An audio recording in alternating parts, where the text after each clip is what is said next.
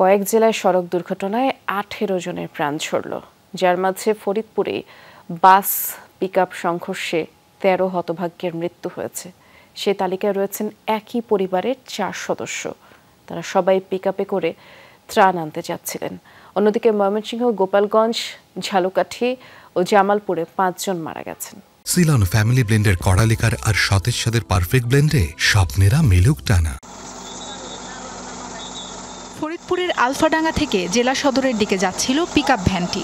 পথে ঢাকা থেকে ঝিনাইদহগামী ইউনিক পরিবহনের বাসের সাথে হয় মুখোমুখি সংঘর্ষ। যাত্রীরা ঢাকার উদ্দেশ্যে যাইতেছিল এবং ইউনিক উত্তরা পরিবহনটা ঝিনাইদহের উদ্দেশ্যে যাইতেছিল। এটা সরাসরি সংঘর্ষ হয়। পিকআপের লোক ছিল ভর্তি, সেই লোকগুলো হঠাৎ করে মনে করেন যে গাড়ির সামনে বাইরে যায়। এ ঘটনায় পুরো এলাকা শোকস্তব্ধ। নিহতদের পরিবার বলছে, আলফাডাঙ্গা ও বোয়ালমারী উপজেলার অনেক বাসিন্দা সরকারি ত্রাণের টিন আনতে যাচ্ছিল, তাই পিকআপ ভাড়া করা। কিন্তু 8টা নাগাদ কানাইপুরে হয় ভয়াবহ এই দুর্ঘটনা। ঘটনাস্থলেই মারা যান পিকআপের চালক, নারী, শিশুসহ 11 জন। বাকিরা হাসপাতালে প্রাণ হারান। গাড়ি অ্যাক্সিডেন্ট করে আমার পরিবারের 5 জন সদস্য 4 জনই মারা গেছে। আমার মা আইসিইউতে রয়েছে, এখনো ভর্তি। দুর্ঘটনার পর মহাসড়কে 2 ঘন্টা বন্ধ থাকে যান চলাচল। নিহতদের দাফনের জন্য নগদ 20,000 টাকা করে দেয়া হয়েছে। দুর্ঘটনার কারণ জানতে 3 সদস্যের তদন্ত কমিটি গঠন করেছে জেলা প্রশাসন। ড্রাইভারের অসতর্কতায় মনে করি সকালবেলা ছিল তো রাস্তা ওই পিকআপ ড্রাইভার 2 জনের গাফিলতির কারণে হতে পারে। আমার মনে হচ্ছে যে এখানে পিকআপটা অতিরিক্ত গতিতে ছিল এবং বাসটা অতিরিক্ত গতিতে ছিল এবং পিকআপ একটা নির্দিষ্ট সময় পরে তার লাইনকে তার মেনটেন করতে পারে না। এদিকে ময়মনসিংহের তারাকান্দায় রাজ পরিবহন এবং ইভা পরিবহন নামের 2টি বাসের হয় মুখোমুখি সংঘর্ষ। ঘটনাস্থলেই প্রাণ হারান 2 জন, আহত কমপক্ষে 25 জন। সকালে উপজেলার কোদালধর এলাকায় হয় এই দুর্ঘটনা। বিকট শব্দ শুনে ছুটে যান স্থানীয়রা। ফায়ার সার্ভিস ও পুলিশের সহায়তায় উদ্ধার পান আহতরা। রাস্তা হলো সরু, কিন্তু গাড়ি হলো প্রচুর। এই দ্রুতগতির কারণে এমন জায়গার মধ্যে মুখোমুখি সংঘর্ষ হয়। একটা ঢাকার দিকে যাচ্ছি, আরেকটা হলো শেরপুর আসছে, ঢাকা থেকে শেরপুর, আরেকটা শেরপুর থেকে ঢাকা যাইতেছে। এই দুইটাই সংঘর্ষটা হচ্ছে আজ। আহতদের হাসপাতালে চিকিৎসা দেয়া হচ্ছে। সাবরিনা লিজা, যমুনা নিউজ। ফরিদপুরের এই দুর্ঘটনার বিষয়ে আমরা আরো বিস্তারিত জানবো। আমাদের সহকর্মী রাব্বি সিদ্দিকী অপেক্ষা করছেন আমাদের জন্য। যে 13 হতভাগ্যের কথা বলছিলাম রাব্বি, নিহতদের মধ্যে বাকি যারা আছে নাম পরিচয় সম্পর্কে নতুন করে কোনো তথ্য জানা গেল কিনা? আর অনেকেই তো এই দুর্ঘটনায় আহত হয়েছে, তারা কেমন আছে সে সম্পর্কে একটু জানাবেন।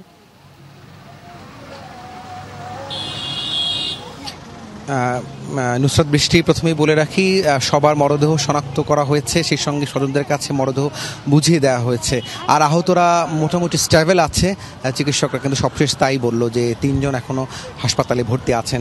আমি আছি এখন সেই দুর্ঘটনার স্থল যেখানে এই ঘটনাটি ঘটেছে।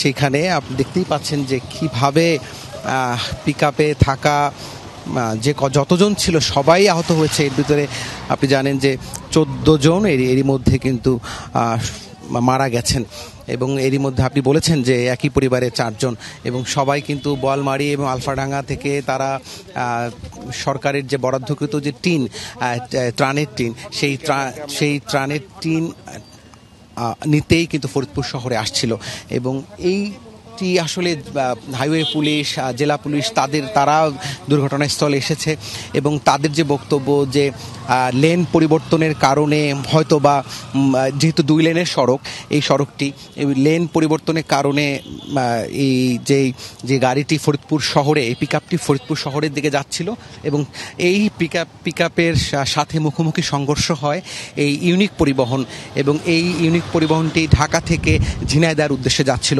এখানে আমার সাথে আছেন আমার সহকর্মী হিমেল, তার কাছ থেকে একটু জানি। আপনি তো একদম দুর্ঘটনার পরপরই আপনি স্পটে আসেন, এখানকার প্রত্যক্ষদর্শী যারা ছিলেন তাদের কাছ থেকে কি বক্তব্য? আচ্ছা, প্রত্যক্ষদর্শী আমি কয়েকজনের সাথে কথা বলেছি। তারা আসলে দুর্ঘটনার সময় যে এটি বললো যে তারা বিকট একটা শব্দ শুনতে পেয়ে তারা কেউ যাচ্ছিল বা মাঠে কাজ করতেছিল, পাশে দুটি ইট ভাটা রয়েছে সেখানে কাজে ছিল, শব্দ শুনতে পেয়ে তারা কিন্তু মহাসড়কে উঠে এসে দেখতে পায় যে দুটি গাড়ি আপনার মুখোমুখি সংঘর্ষ ঘটেছে এবং তারা সাথে সাথে উদ্ধার কাজে নেমে পড়ে এবং পাশেই হাইওয়ে থানাকে তারা খবর দেয় এবং ফায়ার সার্ভিসকে খবর দেয়। এই যে ইউনিক পরিবহন, এই পরিবহনের যিনি পাইলট তার কোনো অবস্থা জানা গেছে কিনা বা যাত্রী ছিল কিনা সেরকম কোনো তথ্য পাওয়া গেছে? যাত্রী যে বিষয়টি, গাড়িটি হচ্ছে ঢাকা থেকে ফিরছিল। এই মুহূর্তে ঢাকা থেকে যে সমস্ত গাড়ি আসছে বেশিরভাগ গাড়ি ফাঁকা আসছে, কারণ যাত্রী নিয়ে তারা ঢাকা যাচ্ছে।